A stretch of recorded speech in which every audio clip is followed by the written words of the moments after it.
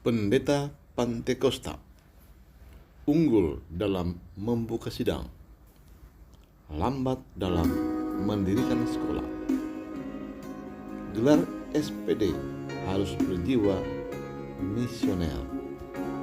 Salah satu keunggulan dari Gereja Pantekosta di Indonesia atau GPDI adalah mereka sangat cepat membuka sidang-sidang baru, militan dan berani, baik di kota, di desa, tempat-tempat terpencil, bahkan di hutan sekalipun.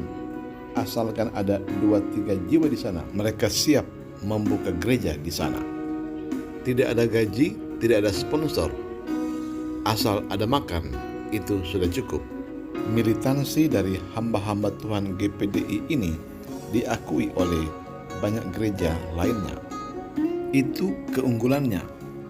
Tetapi dalam hal membuka sekolah umum, gereja ini dapat dikatakan tertinggal. Dalam hal membuka sekolah-sekolah umum, Katolik itu dapat diacungi jempol.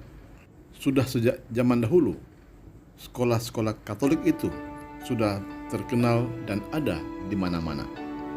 Demikian juga dengan gereja Protestan.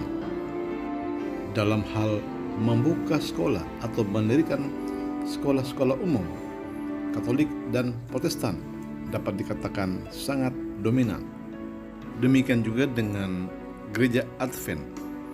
Sejak zaman dahulu, gereja Advent sudah banyak membuka sekolah-sekolah di berbagai tempat di seluruh Indonesia. Untuk gereja Bethel Indonesia, belakangan ini mereka juga sudah mulai membuka banyak sekolah di berbagai tempat. Tetapi untuk kalangan gereja Pantekosta di Indonesia atau GPDI, sepertinya mereka belum memiliki wawasan untuk membuka sekolah umum di lingkungan gereja mereka. Padahal pendeta-pendeta di kalangan GPDI sudah begitu banyak dari mereka yang memiliki gelar akademis seperti SPD, MPD atau doktor. Tetapi entah kenapa mereka belum tergerak untuk membuka sekolah-sekolah baik di tingkat SD, SMP, SMA atau perguruan tinggi. Tentu saja sudah ada, tetapi belum banyak didengar orang.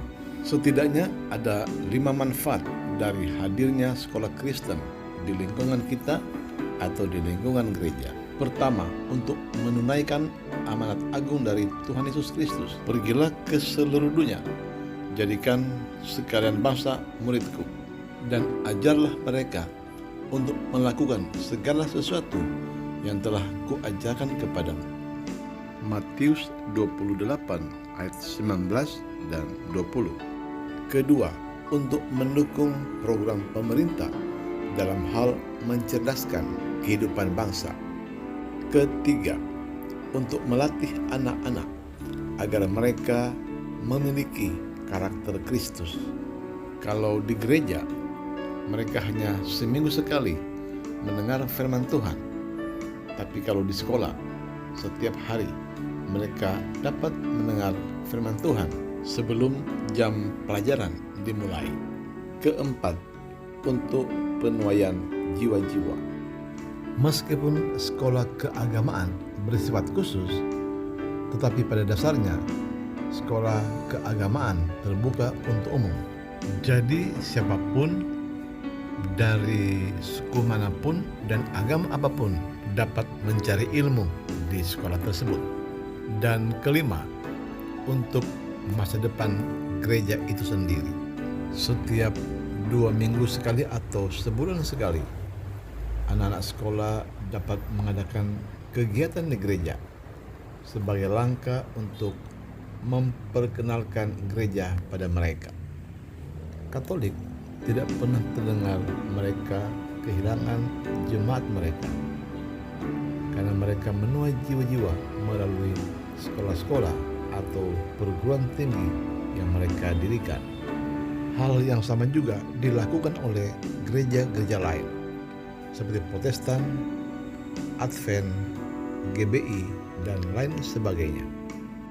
Bukan zamannya lagi memenangkan jiwa-jiwa melalui KKR-KKR atau youth camp, tetapi saatnya memenangkan jiwa melalui sekolah-sekolah yang dibangun di sekitar atau lingkungan gereja. Itu artinya gembala-gembala sidang harus mendorong para remaja dan pemuda untuk masuk sekolah tinggi teologi atau STT, prodi SPD untuk S1 dan MPD untuk S2.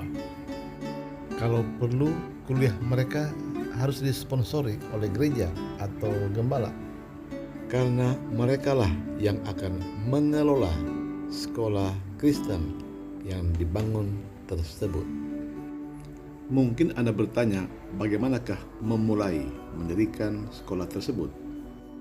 Pertama, Anda harus memiliki yayasan. Ya, dalam hal ini Anda harus menemui seorang notaris dan katakan bahwa Anda ingin mendirikan sekolah Kristen. Pertama, Anda sudah harus memiliki nama yayasan dan sekolah apa yang Anda akan bangun.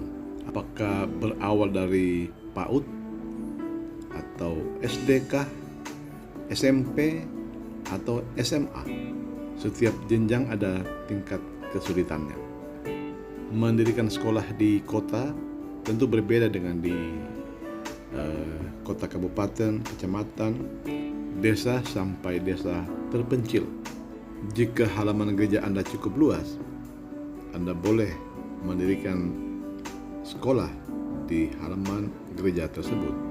Ini tentu saja membutuhkan biaya yang cukup besar, karena selain Anda mendirikan sekolah, Anda juga harus menyediakan ATK, alat tulis kantor, seperti meja, kursi, papan tulis, komputer atau laptop, dan lain sebagainya. Dan yang perlu juga dipikirkan adalah tenaga pengajar atau guru-guru. Dan untuk kelanjutan sekolah tersebut, Anda mungkin harus menyekolahkan beberapa remaja atau pemuda di gereja Anda untuk mencapai gelar SPD atau sarjana pendidikan sebagai syarat umum bagi seorang guru untuk mengajar. Ya, ini sekedar teori untuk membuka wawasan bagi Anda yang mungkin terpanggil dan tergerak untuk mendirikan sebuah sekolah. Jangan takut mencoba, karena Tuhan bersama dengan Anda.